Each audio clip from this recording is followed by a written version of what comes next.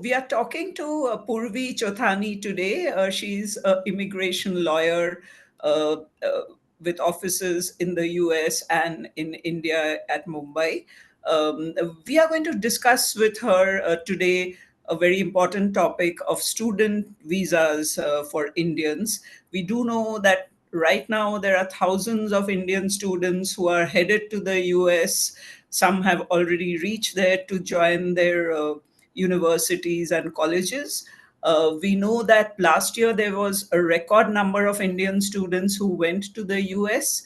We don't know the numbers this year. As of now, no official numbers have been released by the US authorities, but anecdotally, we hear that the visa interviews have been tougher than before. And we are going to ask Purvi, has anything really changed as far as the rules go? I mean, we'll wait for the official figures to know whether the numbers are really down or what's happening there. But are the visa interviews really tougher, and what's different? We know that there's something different regarding the social media profiles which have to be kept open. But other Right. than that, if you can quickly tell us what's different for student visa interviews this year. Hi, Ishani. Thank you so much for having me with you today. I'm happy to address the issues that students are facing. So, one of the most impacts has been because of President Trump's direction to the immigration authorities that all visa applicants will be subject to extreme vetting. This means that yes, always student visas were vetted very carefully in the past, but now they have to delve deeper.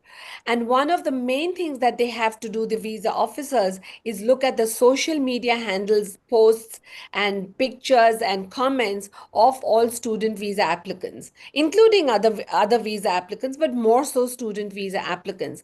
So procedurally, that is what has changed. They have to provide their social media handles, and they must keep all their social media posts and accounts to the public viewing option. They cannot be private. If they are at private setting, then the visa will either be denied or will be delayed. So that's one of the big things that students should remember just now. Right. So we know that there are, even as we speak, there are thousands of students who are arriving in the US at different, cities to join different institutions. So please, if you could share a word of advice on what can they expect at the port of entry, what documents they should have, and I mean, is there any reason for extra anxiety or panic, or are they once that they have received their visas? Are they pretty good to go and enter the US and join their classes? So there are a few things that they should remember, and this has been required in the past as well, but more so now. So, one of the things they should remember is that they should not go too early to the US. Because if they're going very early to the US, then there is suspicion that they're up to something else besides going as a student. If they are going earlier, they should have justification. I'm coming to spend 2 weeks with my aunt before I go to university, or I'm going to a trip to Disney World with my cousins before I join university, etc., etc. If there's a plausible and documented explanation for that, then a few days earlier or a few weeks earlier is okay. The other thing is they should remember that their personal devices are subject to searches. So they are called digital searches, and all immigration officers, all the officers of the Customs and Border Patrol who manage the immigration function for the DHS at the airports and ports of arrival are authorized to ask for your device, whether it's a phone, iPad, mobile, tablet, anything, and have access to it. Now, all people who are traveling on a student visa, they just should give the access to it, because denying access to it, there is a high risk that you will be returned back to your home country. You will not be admitted into the United States. So be cooperative and give it. The prudent thing to do is sanitize everything. Sanitize your social media posts, sanitize your phones, iPads, tablets, laptops, everything. Now, when I say sanitize, I'm not saying set it to factory settings. Don't return it to factory settings, because that again is cause for suspicion. You've got to be prudent of how you do it. It has to look like a used device, but not a device that is spewing hate of a particular country, region, race, anything like that. So you've got to be very careful about that. The other thing is that when you arrive in the United States, it's always a good idea to arrive close to the place of where you're going to study. So, for example, if you're going to study in California and you arrive in Boston, there's nothing wrong with that. But the officers are just going to subject you to more questions. Why did you arrive in Boston? Why did you not go straight to LA?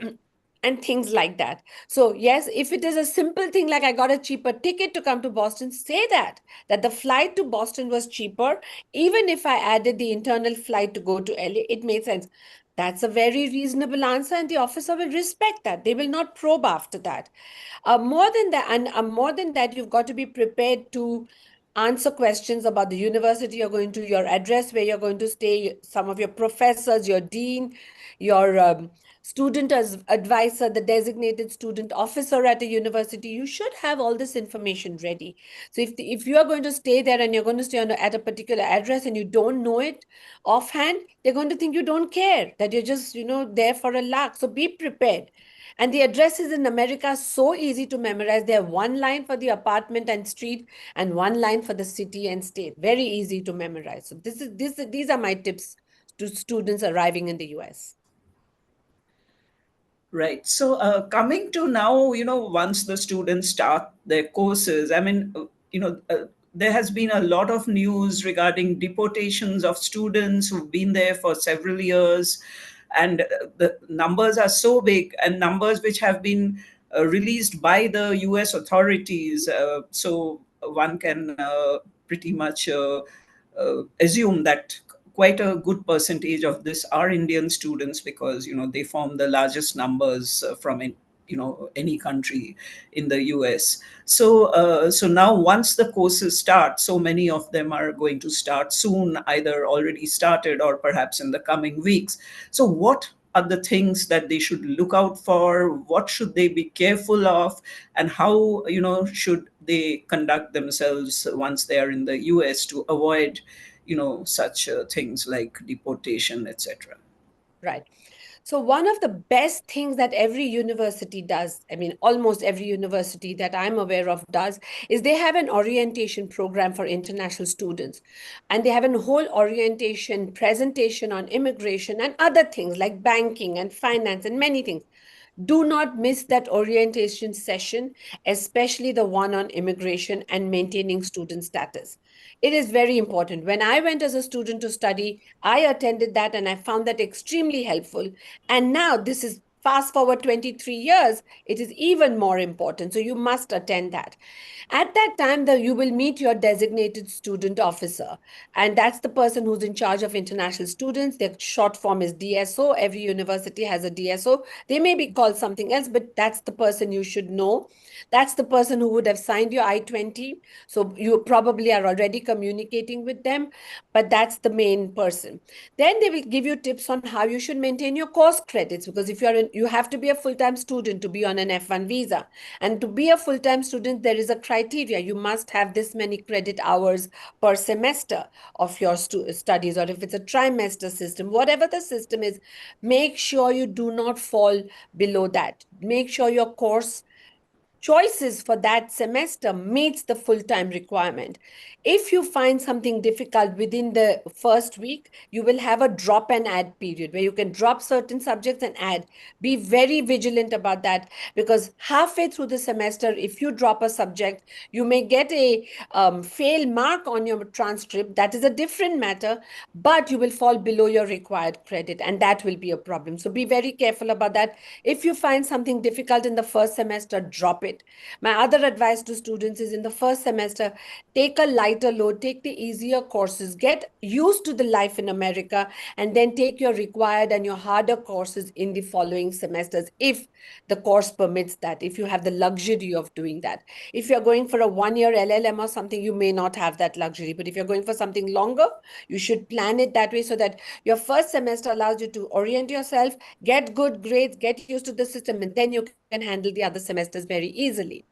The other thing that you should do is make sure that your CVIS record is up to date. If there are any changes to your address, etc., inform your DSO, because the DSO updates the CVIS record.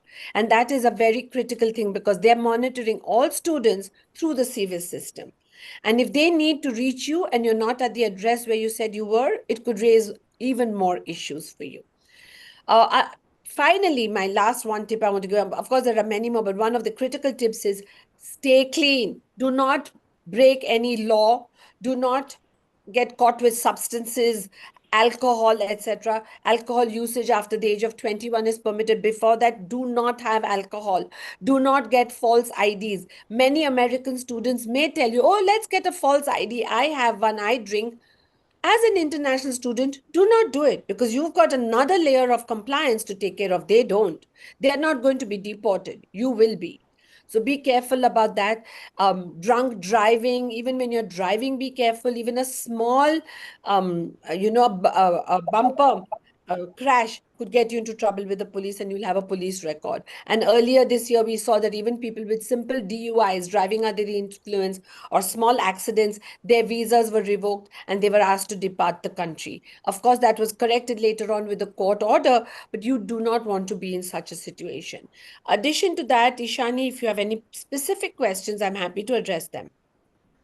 Yeah, I was going to come to another category, which is OPT. But before I go there, I'm going to ask you regarding employment, as in students do join up for internships, even while they are still students and not yet on OPT.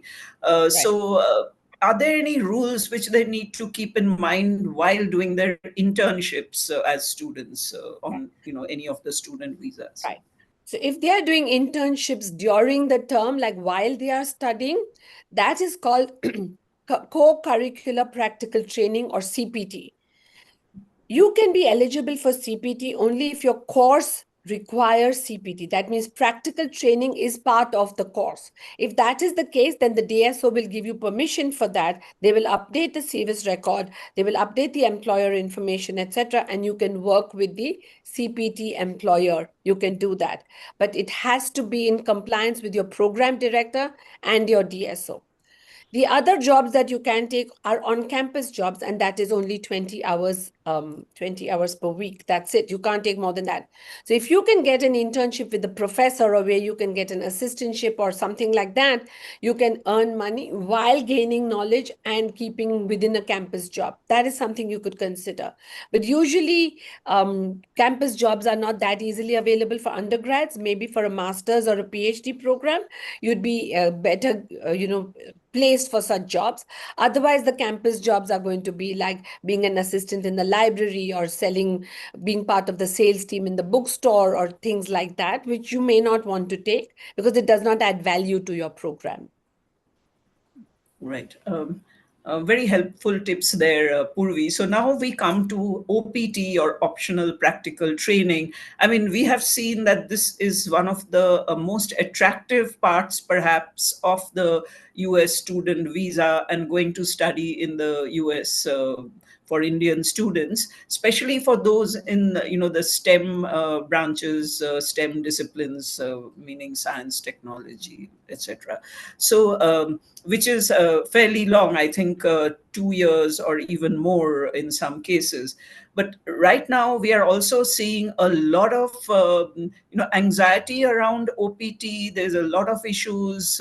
So if you could discuss some of that, and what are students who are now on OPT, what should they keep in mind? What should they do, and what are the don'ts? If you could discuss a little bit of that and some of the red flags. Sure, happy to. So, OPT is given to all students who graduate from at least a 1 year program. So, at the end of the program, and that's at the end of the program, you get 12 months of optional practical training. So, remember, it's training. Yes, it's on the job training. So, you have an employer and you are going to be employed. But remember, always, it's got to be optional practical training. So, you've got to find a job that is related to your education and that is going to promote that. So, you can't be a science graduate and take a job at a daycare center and say, I'm going to teach science to the little toddlers. That's not going to be an appropriate OPT opportunity. The other thing is that OPT is granted for 1 year for each level of education. So if you finished a bachelor's level of education, you get 1 year. After that, you do another master's level, you get another year. Then a PhD level, you get another year. So if you do two masters, so let's say you finished bachelor, you did one master's, but you think, oh, I need to do another master's after your OPT. You're not going to get OPT at the end of that master's. And now we come to STEM OPT. STEM OPT is an extra 2 years that they get. So that's the first 12 months and extra 24 months that people with a science, technology, engineering, or math degree can get, provided they're working with employers who are registered as e-verify employers. That means that they are in a Department of Labor system, and then they can sponsor students for the STEM OPT. During OPT, they must make sure that they are doing the work that they're supposed to do. It can be part-time OPT, and remember one more thing, that if they say that they're not getting paid, they've got to be careful, because if they are doing work for which they're not getting paid, but an American, if that person did that work, would get paid, then that will be a problem. So when you're getting unpaid OPTs, be very careful about that. There are also fraud companies out there telling you, yeah, yeah, I'm giving you OPT, but they don't even call you to the office one day for any work, just on paper so that you can maintain your status. And there are people who give kickbacks to these companies. It's okay, you give me the OPT salary, I'll kick it back to you. All those are nefarious activities. Do not indulge in them, because they will have a permanent impact on your immigration history in America. If I've Right. missed Yeah. anything, tell me. Yeah, you're right. Because there are terms like fake payroll, fake employer, which are now raising a lot of red flags. Yes. So that's what you mean by what you just said, be careful of your employer. And Yeah. So there's one more thing I want to add about CPT. So CPT is co-curricular practical training, right? But there are some universities in America, and they're not the well-known universities, they're lesser known universities who offer a program and that allows CPT from the first day of education. And that program is a combination of the practical training and coursework. So they work during the week, and then they come to the campus once a month or twice a month and take some classes with professors or online classes, etc. So we call it day one CPT. Day one CPT is legal, but you need to be careful because the universities that offer it are very few. They're not well known. You need to check the credentials of those day one CPT organizations before you take that up. Because if the government thinks that you use day one CPT to work around the employment laws and the employment visas in America, you will have a major problem.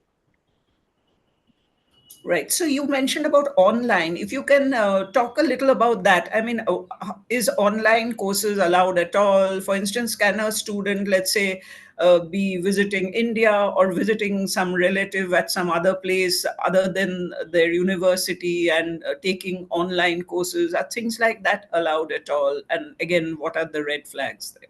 Yeah.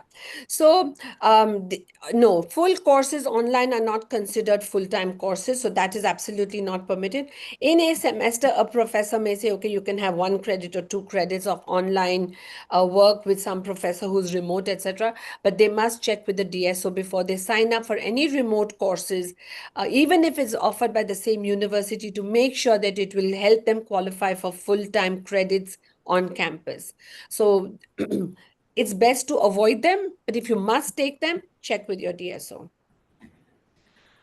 So coming to my last question, this is regarding a bill which is being discussed in the US Congress right now. I think it's called the Dignity Bill, but it's still at a very initial stage, which actually talks about something which students have reason to feel happy about. So, which is, a proving intent to stay. I mean, they need to, I guess students need to currently show that they don't have intent to stay. But if this bill were to become a law, then probably that would be eased. But that such laws, I mean, we know that such laws, many such laws have uh, been initiated in one of the houses, but then it's a long journey, and often they become non-starters and they don't make it to.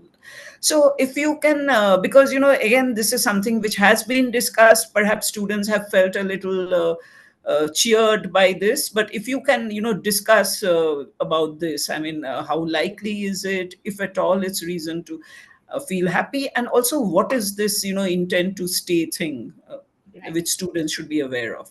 Right. So most non-immigrant visas like the F1 visa, the B visa, the B1, B2 visa, the J visa, all of them require a person to have non-immigrant intent, because the Immigration and Nationality Act assumes that all people applying for a visa is an intending immigrant until they prove otherwise. So it is the burden of proof is on the student to prove that they are not going to live in America permanently. So they've got to be able to prove non-immigrant intent. There are some visas like the H-1B visa and the L-1 visas that are dual intent visas. That means that the person could have an intention to stay in America or he may leave. It's a dual intent. Intent to stay, intent to leave, both coexist in those visa categories, but not in the student visa category. So this dignity bill has many provisions and is actually a very complex bill to overhaul many things immigration. But the two things that have a direct impact on students is this. One is that it wants to do away with this intent to leave aspect. So they want to allow F1 students or other students also to have dual intent like the H and the L categories. So that's a good thing. There is one more provision that has an impact on students, which is a marginally bad thing.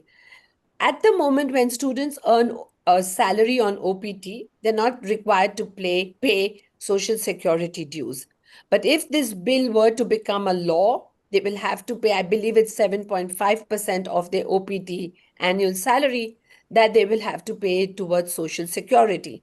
And unless you work for 40 quarters in America, you cannot get the benefit of that social security. So that will be a dead loss for students. It'll be just gone.